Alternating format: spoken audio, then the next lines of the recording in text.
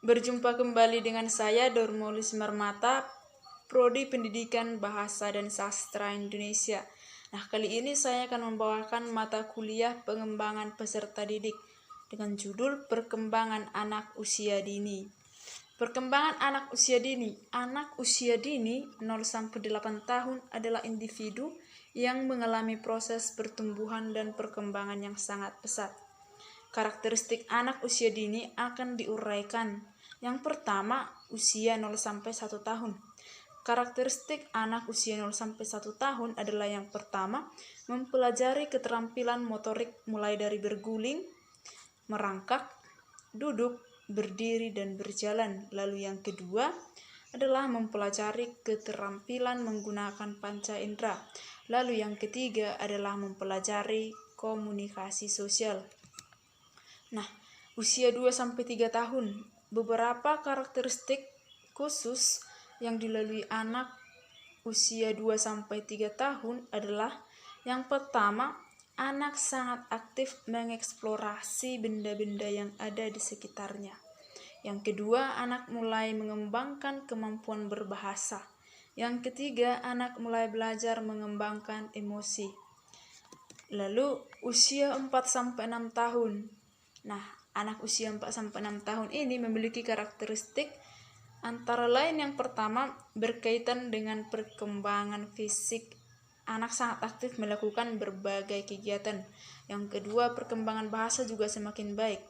Yang ketiga, perkembangan kognitif atau daya pikir sangat pesat ditunjukkan dengan cara ingin tahu anak yang luar biasa terhadap lingkungan sekitar.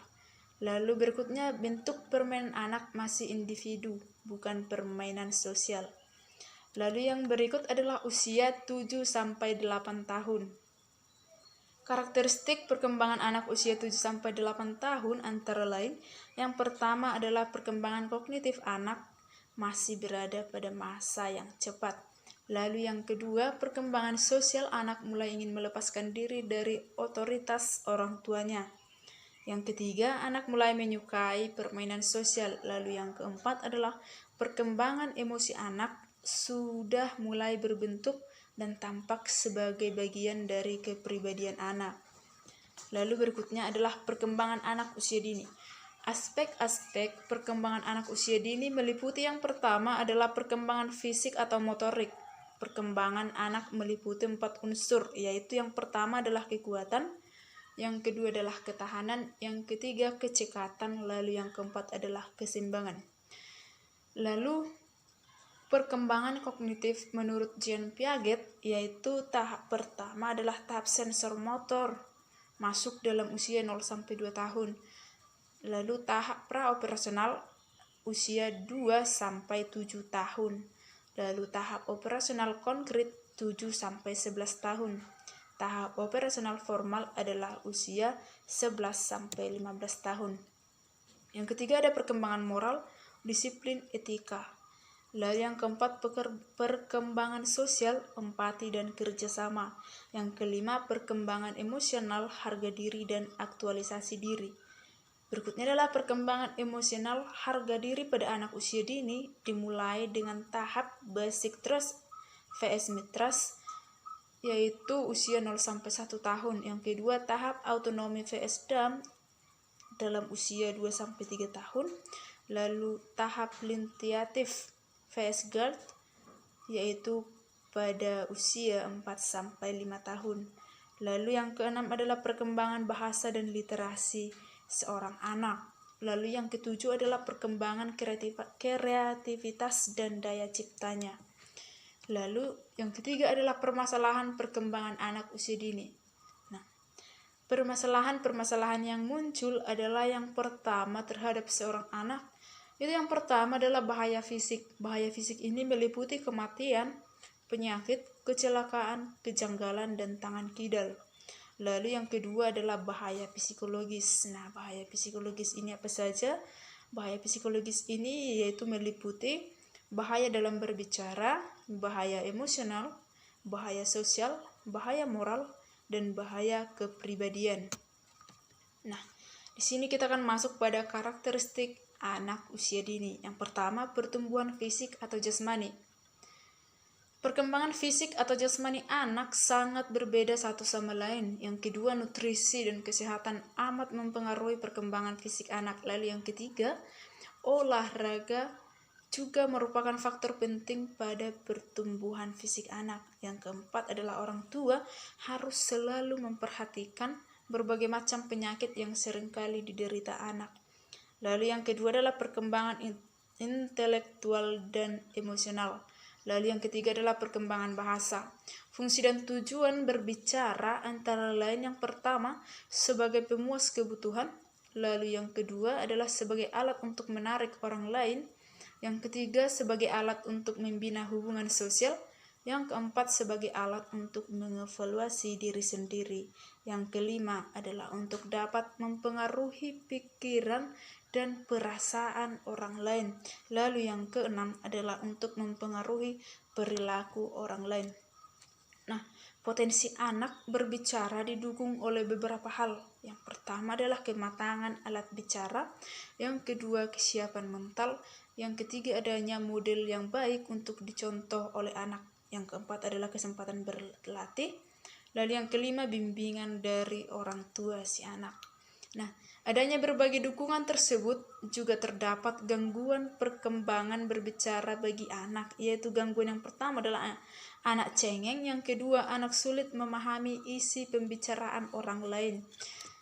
Lalu perkembangan moral dan sikap. Nah, perkembangan moral dan sikap ini ada juga kepada orang tua sangat dianjurkan mengajarkan bagaimana anak bergaul dalam masyarakat. Lalu yang kedua, terdapat bermacam hadiah yang seringkali diberikan kepada anak.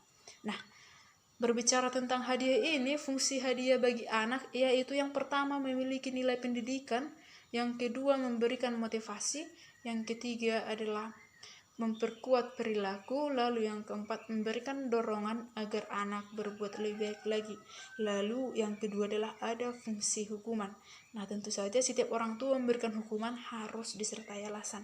Nah, fungsi hukuman ini yang pertama adalah fungsi restruktif, yang kedua fungsi pendidikan, lalu yang ketiga sebagai penguat motivasi untuk si anak. Nah, bicara juga tentang fungsi hukuman, maka syarat-syarat memberikan hukuman itu tentu saja ada. Tidak bisa asal diberikan saja kepada si anak. Nah, syarat apa yang perlu dilakukan dalam memberikan hukuman adalah yaitu yang pertama syarat segera harus diberikan.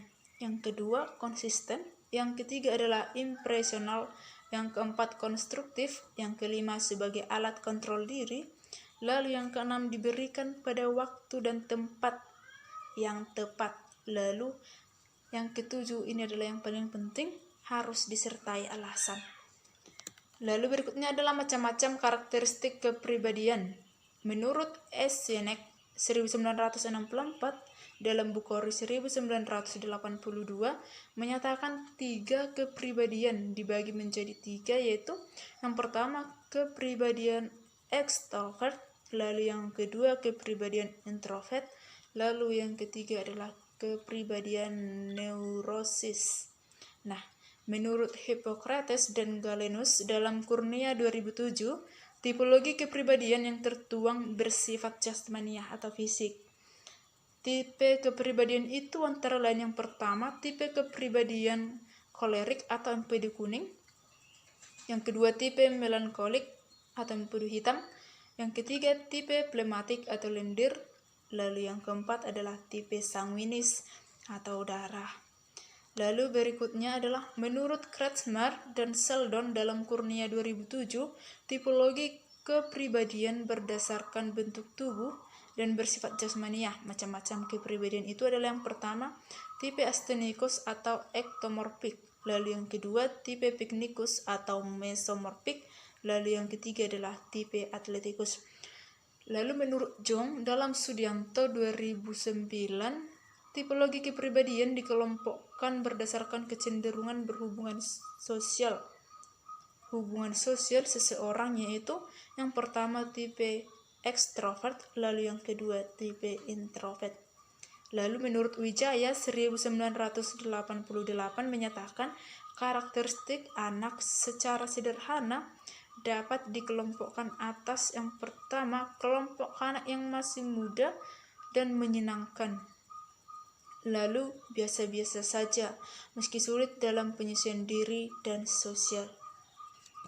Lalu berikutnya adalah pengaruh kepribadian terhadap peserta didik. Nah, sebagai tenaga pendidik harus mampu mengendalikan ego dan menambah kesabaran saat berinteraksi dengan peserta didik untuk mengingatkan hal tersebut salah, benar, sopan, dan lain sebagainya.